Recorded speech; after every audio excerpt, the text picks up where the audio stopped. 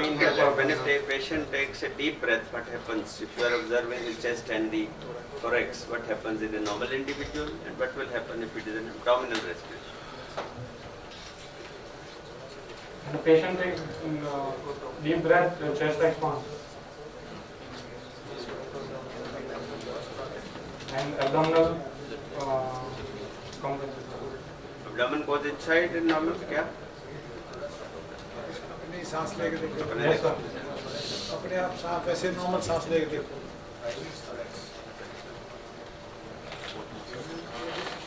Abdomen बाहर नहीं आ रहा? Yes, sir. कैसे आता है बाहर? What is the reason why? Diaphragm moves. हाँ जी। Diaphragm moves down. So diaphragm is pulled down if it is normal. तो फिर क्या होगा? abdomen बाहर आ जाएगा. And abdominal respiration में क्या होगा?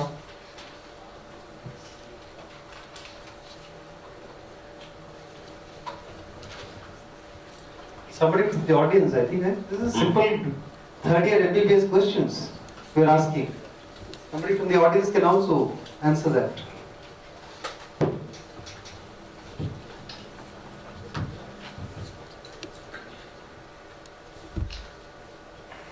Yeah, often observed residents talk about it, but when you probe them, they Anyone? Yes. Anyone want to answer? This is the normal respiration. What is abdominal respiration? What is normal respiration?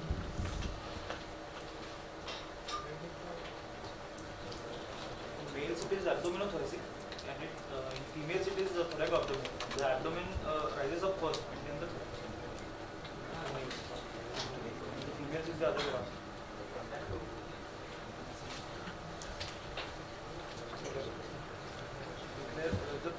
What is abdominal respiration? Thorax doesn't expand. The rib cage doesn't expand, so only the abdomen which rises.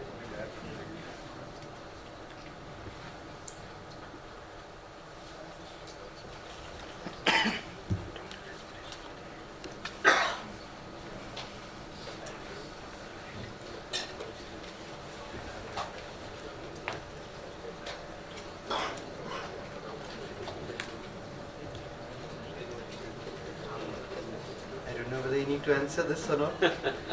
This is third year MBBS. Normally the thorax expands. What happens? When you're taking a deep inspiration, your thorax is expanding. And when the thorax is expanding, the diaphragm is also, it's getting indrawn, isn't it? It's going indrawn like that. And when you're expiring, the thorax is shrinking in. In predominantly thoracic respiration, which is normally the normal case, thoracic plus abdominal, you have the diaphragm contracting with, it has to rise up to expel your air. Every time it has to rise up. When the diaphragm rises up, there is negative pressure in the abdomen. So the abdomen goes down. It's tucked in. When your inspiration is there, the diaphragm is relaxing, is descending. When the abdominal pressure is going up, the abdomen expands. So it's not tucked in like that.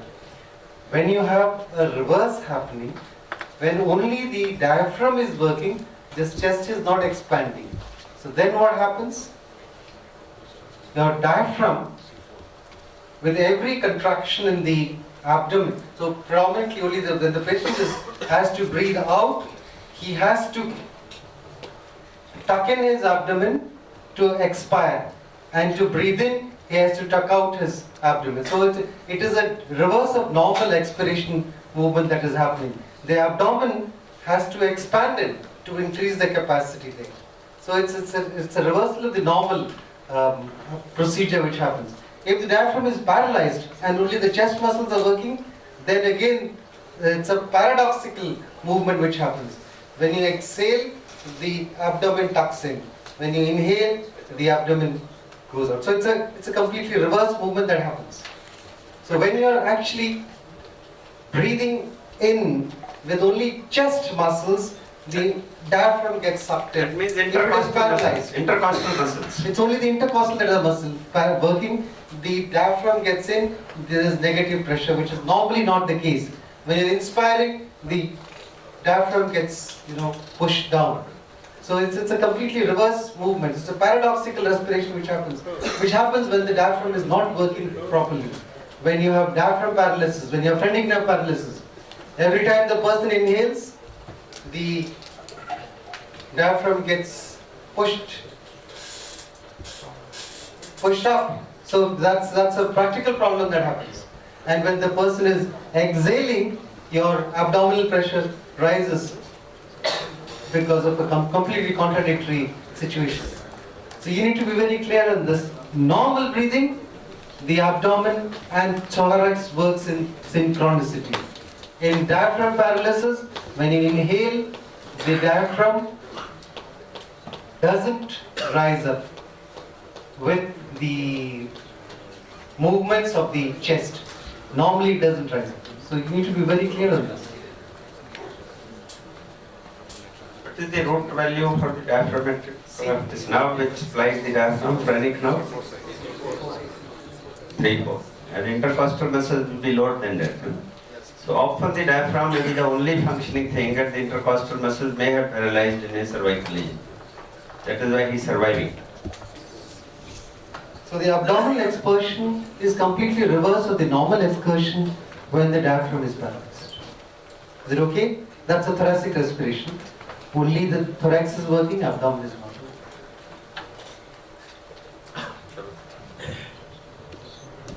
Full examination, inspection.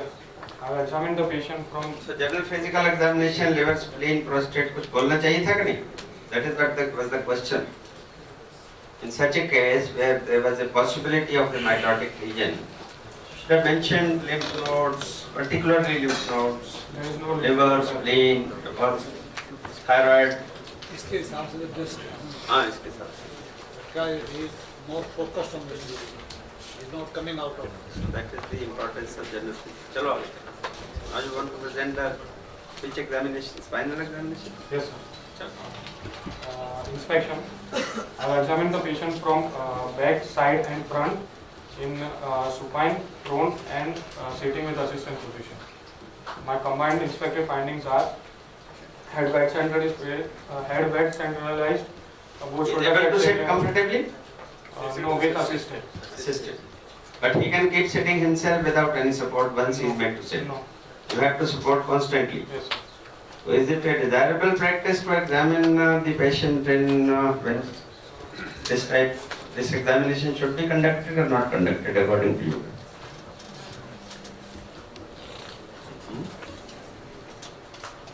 I just want your opinion because he is not able to sit himself. You have to control, somebody has to control his sitting, and he is a paralyzed patient unless we know what he is suffering from. Can he sit with his legs dangling down? We can sit, but we need the assistant. And when the neurological Deficit is already there. increasing With time.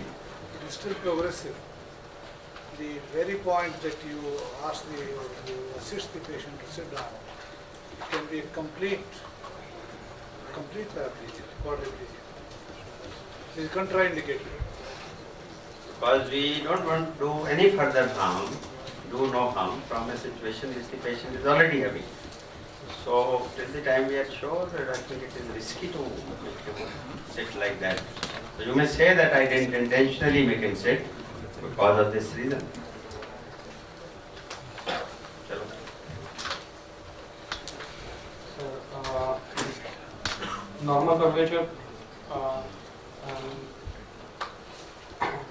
there is no abnormal curvature of a spine in a coronal or sagittal plane. थोड़ा prone करके दिखाओ तो सही. Did you do the marking? We have not seen. Just make him prone at least so that all of us can see his spine from. Lateral log rolling करो उसको ऐसे नहीं करो. That is also a question. गर्दन को support करके. Take the help of someone.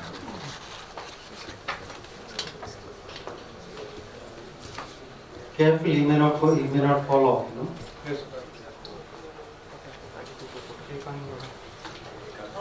पीछे से दिखाओ भाई कैमरा जरा स्पाइन पे फोकस करो. पीठ पे और गर्दन पे देखो.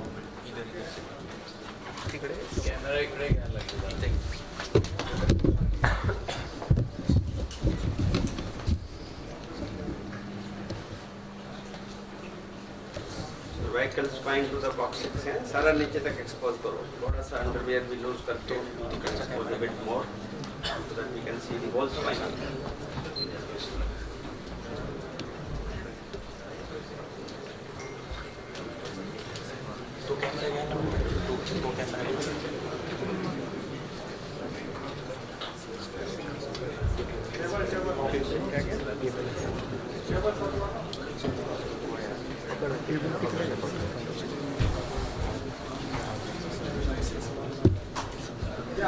Hello, doctor. Hello. Do you have any positive finding except the neurological in your spine examination? Any Is positive there any positive finding? in the local exam except the Cleveland said the neurology? Any positive finding? Tenderness is present Where? When? at the C5 C6 spinous process region. See C5 C6 spinous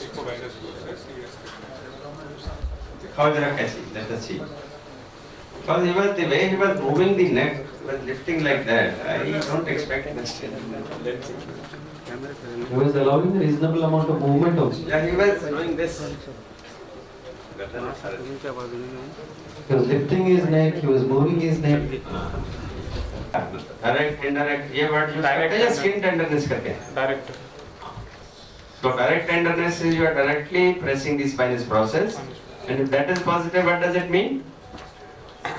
What does it mean if the direct tenderness is positive over the spinous process? ऐसी question is a problem. नहीं, spine के तो case मिलते हैं. Tuberculosis spine available होगा तो जरूर मिलेगा. मेटास्टेसिस होगा तो जरूर मिलेगा. ये तो basic fundamental. So if there is direct tenderness, what do you suspect inside? Infective pathology. नहीं, but tumor में नहीं होगा. Suppose there is a tumor inside, then it will not be there. It's not a question of infective or not infective. Huh? Posterior. That indicates the disease is located in the posterior element of the spine. And what are the other types of tenderness? Deep tenderness. ये deep नहीं थी अभी. Yes sir. Direct. Deep direct tenderness and indirect, basically direct and indirect tenderness. These are the two tenderness. Skin वगैरह की कोई tenderness नहीं है. Thirst tenderness. Indirect tenderness means? Suppose somebody doesn't have a direct tenderness, but he has indirect rotatory tenderness. Yes sir. What does it mean? Anterior. That means the disease is located in the anterior part of the vertebral bodies or disc anterior. ठीक है? I think you just need to highlight two things. One is direct spinous tenderness, which suggests a posterior element disease, or an indirect rotary tenderness. And how do you elicit that? You just insinuate your thumb between the paraspinal muscles and the spinous process and give a rotary thrust. That's all. When you do that, the force that you're pushing, when you're pushing on the spinous process, millions are doing it. If you're using your, this is a spinous process, that's direct spinous tenderness. For indirect tenderness, you press with your thumb on a rotary direction, insinuating your finger between the spinous process and the paraspinal process and give a rotary thrust like that. And then watch his face, whether he's wincing or not. Dr. Sivash did not come here, he came here. Watching the patient's face, is he wincing or not? He was not wincing. So he said, no, he doesn't have tenderness there. Definitely not. So you're indirect. This is the two things that we don't normally do the thrust. It has no meaning. It is a violent way of doing it. For the sake of description, you describe it, we don't recommend it. Don't do any thrust. It's not thrust, it's thrust. Thrusting is this. We don't recommend it. And the anvil test is also not recommended at all for safety's sake.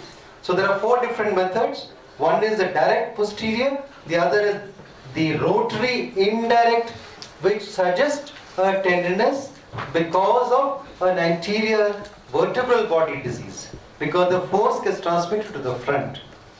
The thrust and the anvil we don't recommend, don't do it. What do you understand by the terms which I have described? Ask him to Ask him, nee. What did you do? You have to do. asking to place the both his hand over the iliac crest, resting over. काय के लिए करना? वो किस लिए? Stabilize the pelvis. नहीं, but anybody else in the crowd, I think he is off the mark, absolutely off the mark to the question which I asked. Anybody else wants to say anything on this? Manual position of the iliac crest. What does it mean? Bilateral pulsation. Huh? सौ sepsis कुछ होता है? क्या होता है? कहाँ जाता है सर? इधर से जाता है? From lumbar region to extend up to the proximal femur. तो कहीं में भी आ सकता ग्रेट हो तक, पर ये तो बताओ कि iliac fossa क्या है? Palpation. Nobody knows about this? I think somebody should be able to tell me. It's not difficult at all. Spine का केस बंद कर दिया लगता है. वही. Start from the pubic symphysis to medial to that, palpate superior. Start from the pubic symphysis. Go along the palpate for the inguinal ligament, go superiorly along the margin of the inguinal ligament. Superior to that, you will palpate for the source abscess. Self pubis के तो कोई जरूरत नहीं. It's not required for that. It's a kind of an abdominal examination.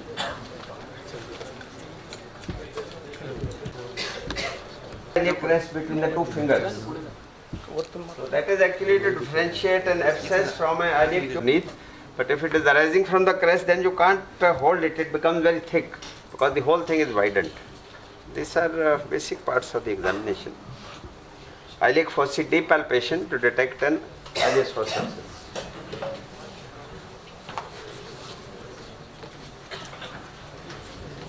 Oh, in a spine case, if you don't mind. या दोनों नीचे lower motor है ऊपर अपर. Which type of paralysis is this? Would like to examine. You are not examining. According to neurology, You are upper motor already neuron present. lesions are present in all. You are already presenting the case after taking half an hour. You tell me whether it is a UMN lesion or an LMN lesion. One out of the two. Or you can't say that is the third possibility.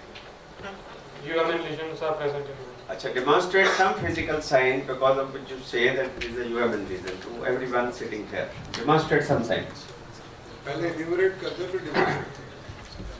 So, spasticity, increased reflexes, Spasticity increased reflexes, Babinski positive, Hoffman's positive, Spasticity where?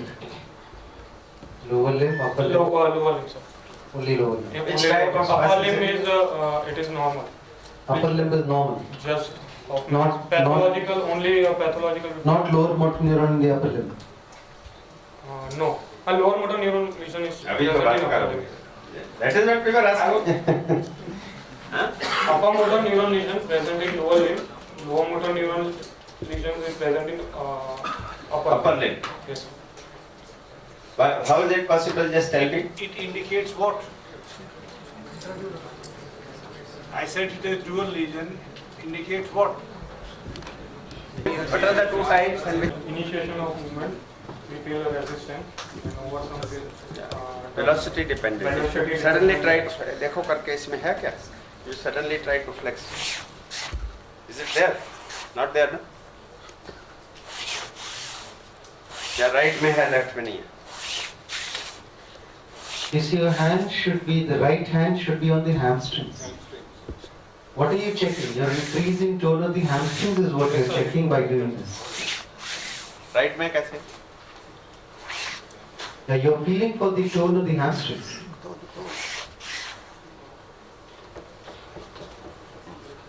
You tell me what, you just enumerate what are the type of spasticity. One is class 9. three types, cogwheel and leg type. Cogwheel क्या होता है?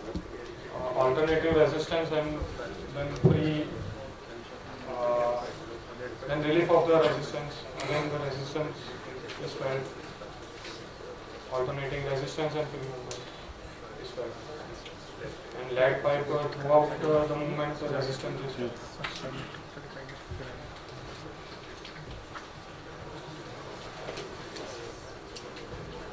When I do this gently, first of all, when I